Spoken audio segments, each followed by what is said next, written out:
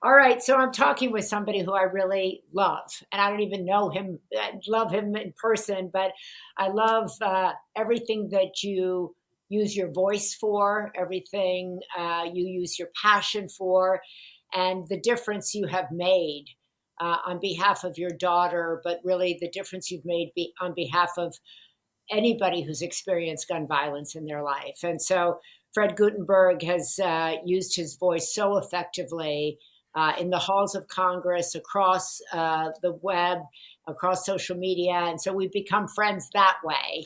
And I reshare him. And I was really struck by what you shared the other day Hmm. about Marjorie Taylor Greene, because, like you, I watched her Hmm. talk about her role in toxic politics and her desire to change that. Let me quote. She said, "I'm sorry for taking part in the toxic politics. It's very bad for our country.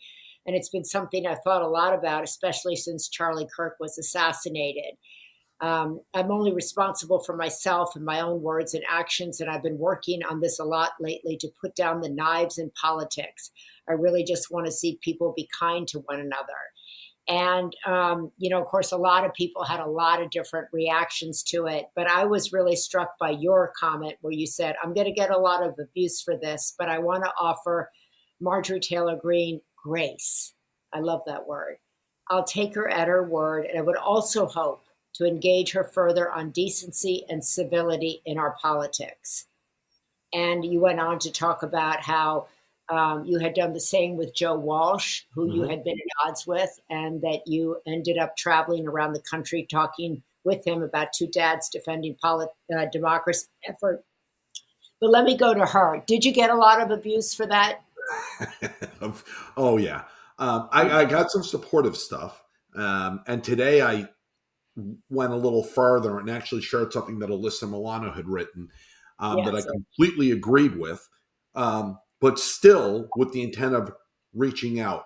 I did. I got a lot of abuse, and that's fine. Um, Is it I is it fine? it is. You know what? I, as a dad, there are two lessons. If you were to ask my kids, and I'll always say plural, I can't help it. Um, Two lessons that I've always tried to teach them. One is always do what's right, not what's easy, because you still have to live with yourself at the end of the day. Mhm. And two, it's really easy to talk to and engage with those who we agree with. Yeah. It's really easy to talk to and engage with those who we like, but it's really necessary and important to also try to engage with everyone else.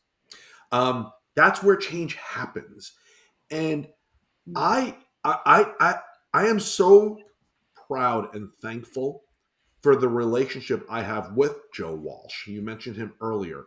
When my daughter was killed, I went out very quickly and said, I will talk to anybody about this issue. I don't care what side of it you're on. I want to figure out a way with anybody to reduce the rate of gun violence in America. And for the most part, what I got from the other side of this was a lot of vitriol.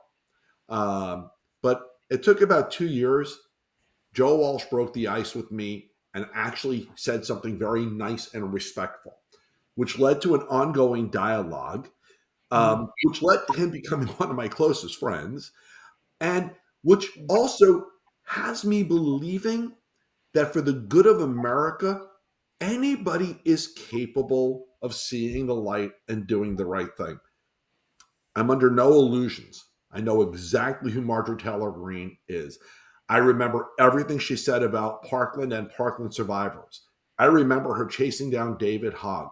I remember the signs that she put out in front of her office attacking transgender. I mean, I remember it all. I have no illusions. However, if she wants to truly be apologetic, take accountability, and do what's right for America and be an example of decency and civility, then I want to help achieve that. So then why is it fine for people to attack you if that's your motive? I wouldn't listen. Maybe it's not fine. I wish it wasn't that way. Um, but I think when you put yourself out very publicly Mm. and you take hard positions, it's part of why I reached out to Marjorie, said I want to offer grace. People's immediate reactions are always very visceral and harsh, Yeah. especially in this on the cesspool of Twitter. Um, but you know, I still think there's always the opportunity to be an example of something bigger, something better.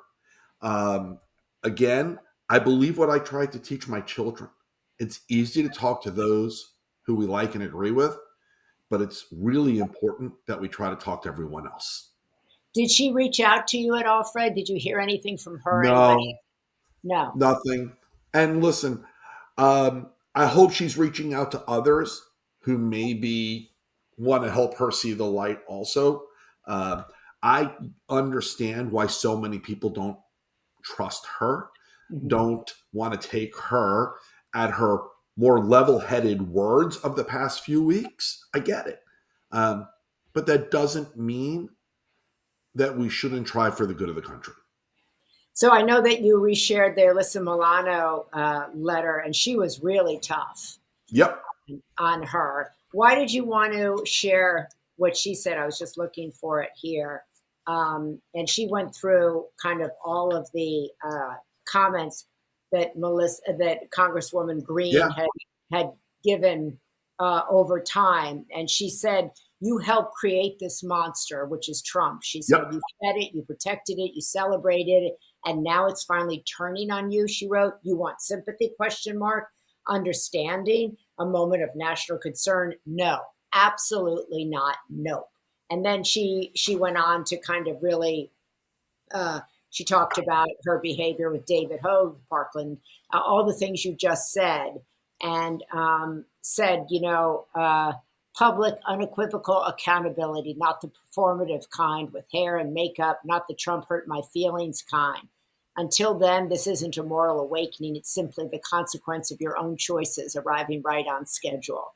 She said, if you want redemption, start with the truth, all of it. And so I agree with every word of what she said. I don't think it's to engage. You don't have to um, be dishonest. You don't have to hide from the reality of where we were at. And Alyssa did not. But she also, in the very last paragraph of her letter, offered that path, the only path to redemption. It exists. I would love to see. Uh, Listen, my friend Joe Walsh, a few years ago, people probably were saying the same things about him and the fact that he and I were engaging. He was a pretty visceral flamethrower. He was nasty. I mean, he knows how evil he was and how bad it was for the country. And Mm. when he finally came to that realization, he has gone as far as he can to try and make amends, to try and do the right thing for the country, to be an example of a responsible citizen. Wouldn't it be great if we could maybe start trying to do that with folks, because he's not elected anymore, but with some who are? That's my hope. Did you talk to Joe Walsh about this, about you offering grace? Um, he and I did text back and forth the messages that I sent. Yeah. Yeah. What Um, did he say to you about it? Listen, Joe. Joe knows where he came from. Mm. And Joe remembers when he reached out to me. There were a lot of other people back then that he reached out to, hoping to engage in his change, that they would talk to him about it. I was the only one back then who actually responded. And I'm really, I know how important it was that connection between us happened. And so he gets what I'm trying to do here. I mean, it's the same thing. Do I expect the same outcome? Listen, again, I'm realistic, but I hope for it. Um, I I do. I would love to engage and get a sense of, is this a real shift for her? And if it is, Is she really willing to make amends and take accountability? Is she really willing to say she never should have said the things that she said? Is she willing to apologize to those she hurt? Um, because if that, those are all the things that Joe did.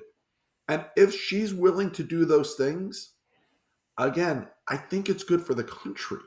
Um, we don't need the constant fist.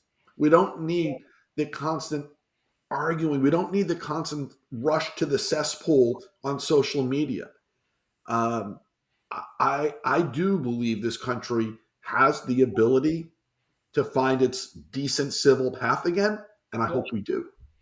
I do too. And I think examples like you're giving us are really the step and the way forward, because people don't, people are like, why could you do that? How dare you do that? But I think what you're saying, or what I'm hearing from you, is that it's hard for me to do this. It's really, really hard, but I'm trying to rise above. I'm trying to be the example that I would like in my life. I'm trying to show my kids, show my family, show my friends, show my enemies that there is a different way forward. There is, and I'm not saying it's easy. I remember the way she was towards Parkland survivors. I'll never forget it. Um, and And if that I must be visceral. That's visceral. Having lost yes, a daughter. I mean, the pain, and then you can't forget that's in your body, right? and I never will, um, and it will never be okay. However, um, in spite of that, I also believe what I've always tried to teach my kids, which is the importance of talking to those, whether you're on the same side of it as them or not, and maybe finding common ground and maybe finding a better place.